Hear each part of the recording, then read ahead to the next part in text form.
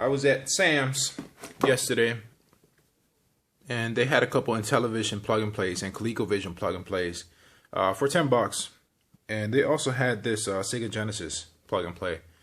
What's cool about this plug-and-play is that it actually takes carts. So it has built-in games. It claims to have 92 games, and you might be able to make out some of them. A good selection of real actual classics, and also a bunch of homebrew stuff, which I'm actually eager to kind of check out since I played a lot of these classic games. But it was $10, so I figured for $10 the price is right. Why not go ahead and give it a chance? So it looks like it comes with 2 wireless controllers, and I think there might be IR, which is not the best wireless technology to use for gaming controllers. So that's kind of a bummer, but you can plug in classic regular Sega Genesis controllers. So that's good. So that's probably the way that I'll be using it.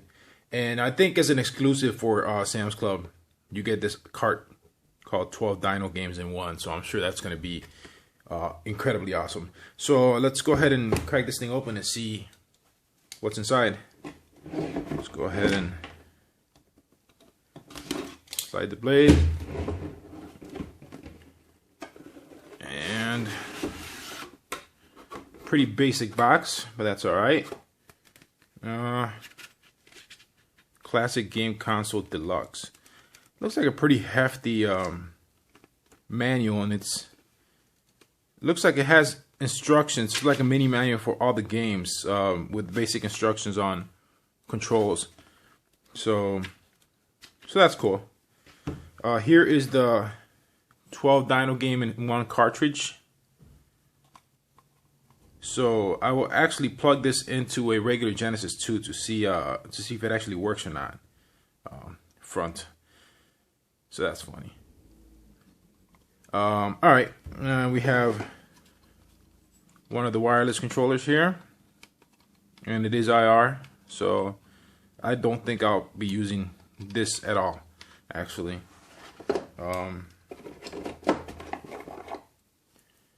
AV cables, looks like it's going to be just regular composite video and mono audio. It would have been nice if it was stereo at the very least. And cheap Chinese power supply. I'm sure it'll do its due diligence. And here's the actual console. So you can see right here, made by AtGames. Here's the controller ports and the IR receiver. You could see it through the little window right there in the plastic. And the AV out and power in. So let's go ahead and see if we can get this thing set up. So just for a quick comparison in size, you can more or less get an idea. This is, of course, the original Generation 1 Sega Genesis there. And I do have a Gen 2, but I don't have it with me at the moment. This is the Generation 3 Sega Genesis. And this is the AtGames. Some people referring it to as the Generation 4. I think it emulates, so maybe it's not fair to give it that title, but you know, for the sake of conversation, let's call it the Generation 4 Sega Genesis. And you can see it's you know, slightly smaller than the Gen 3. So and it's pretty light. This at least has a little bit of weight to it. So I just wanted to do that real quick, just quick size comparison, so you have an idea of the size. So all right, let's get into some other stuff. So this was the physical pack-in game. Like I said, it has a bunch of other built-in games, and it's a pretty generic looking case. And I wanted to see if it'll actually work and fit into a regular Sega Genesis, but unfortunately, it does not look like it does. Looks like the board does not land properly with the pins, and I don't want to try to force it and break it. So I don't think that this will actually work with traditional Sega Genesis consoles. I mean, it works. It seems to work fine with the AtGames that you would expect it to anyways. So that actually does go in just fine. So it seems like it actually won't work. And I have the Model 3. Might as well go ahead and try it here as well, since... Oh, that's weird. So it actually does fit in the Model 3, but not the Model 1. That's bizarre. Yeah, that's not...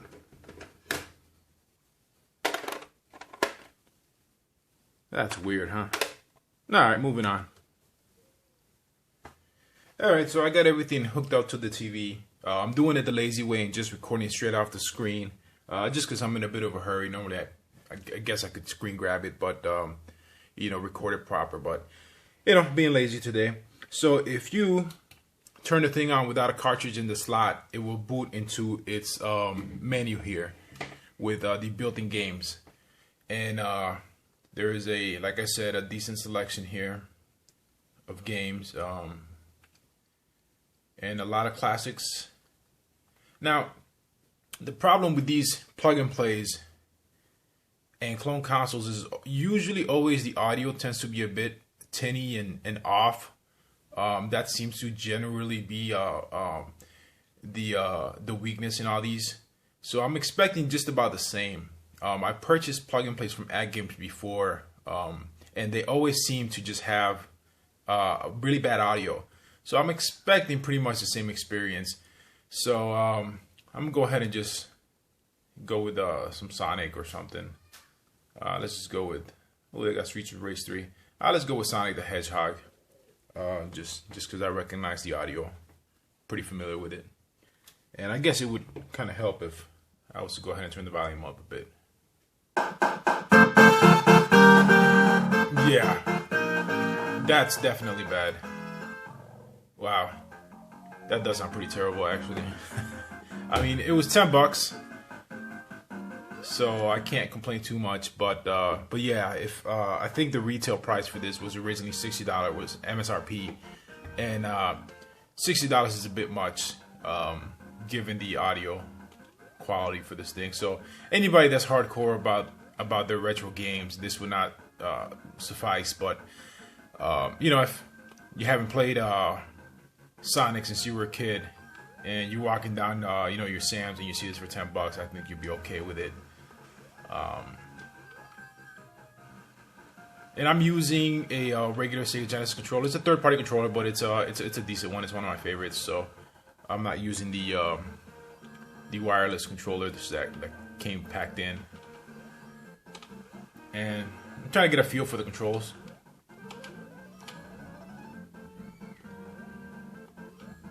Yeah, I might.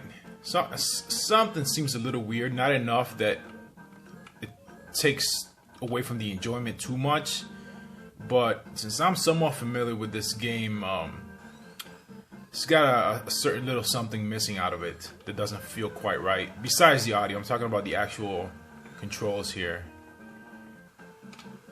I mean, it's responsive. It's just something, you know, certain je ne sais quoi that I can't quite put a finger on what it is. But something about it is a little off. Alright, well, let me hit, there's a built-in menu button on it instead of a reset button, and it pretty much, you know, just resets the game. They call it menu. Let's see, maybe I can get into some Streets of Rage. Let's do 2. Since, again, I'm most familiar with this game over part 3 and 1, so. Sipping on some coffee. I apologize if you could hear me sipping and slurping.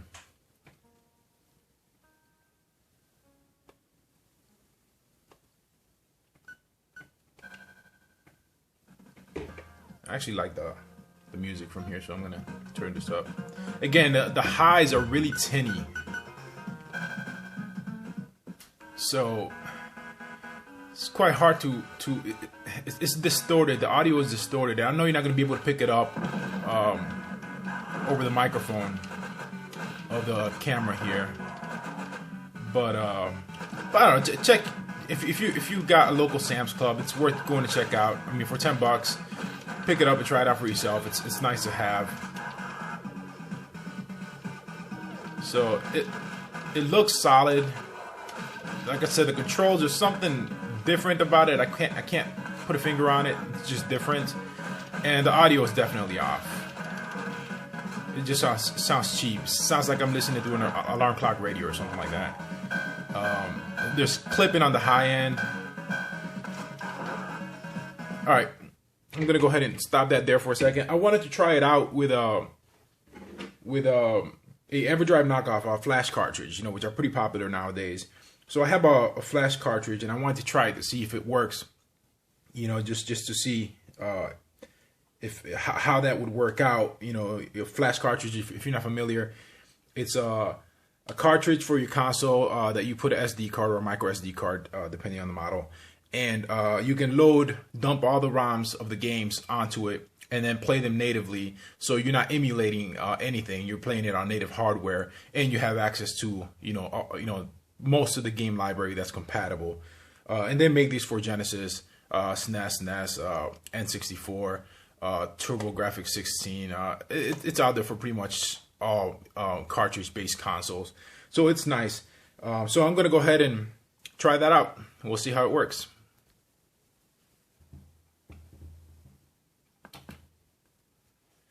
So it looks like it boots up to the menu for my specific flash cartridge for the Sega Genesis / Mega Drive, if out of the States.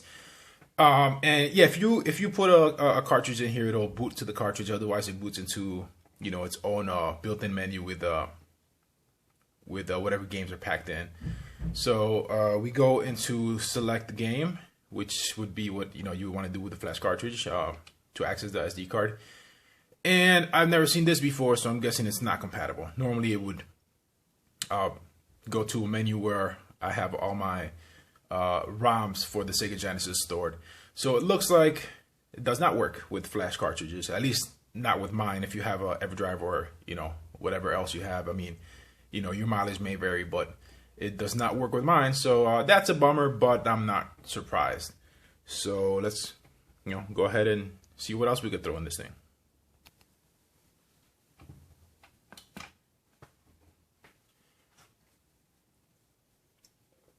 Alright, so this is that 12 Dino Games in One cartridge that was packed in from the beginning. The one that somehow fit into my Model 3 Genesis, but not my Model 1. So I put it in there, and I'm guessing these are all dinosaur-themed games, as the name of the cartridge would suggest. So I don't think I'm going to go through all of these, but I am curious as to what kind of games there are. So let's go with Dino Watch. It's at the top for a reason, right? It must be the best one. So let's check it out. Ooh, how to play. Wow. I've got experience playing video games, so I don't think I need to see that. Let's just get into it here. Oh, goody. Match not. Wow. So this is pretty bad. You get to match, the images. Okay, so I am bad at this game. This is terrible. All right, let's hit the menu button. I don't want to waste my time with that. That seems pretty cheesy and terrible. So, Dominant Amber. Let's see what that's about. I don't even know what this is. All right, that's terrible. So I guess I'll wrap it up with that. I don't think we need to go into much more detail with this game. So it's made by AtGames. It's $10 at Sam's Club. It retails, MSRP was $60. For $10, for 20 bucks, it'd be worth it. Anything much more than that, it's getting up there for the quality of the audio. Specifically, is what bothers me. Like I said, the controls, it's something odd about the controls. Not enough to bother me, but it is just a little weird, and I can't quite put a finger on what it is. So check your local Sam's. Like I said, it's $10. They also had the Intellivision and ColecoVision plug-and-plays there, so if you're interested in that, you could also pick that up. And that's pretty much it. So thank you for sticking through this long-ass video, and have a good day.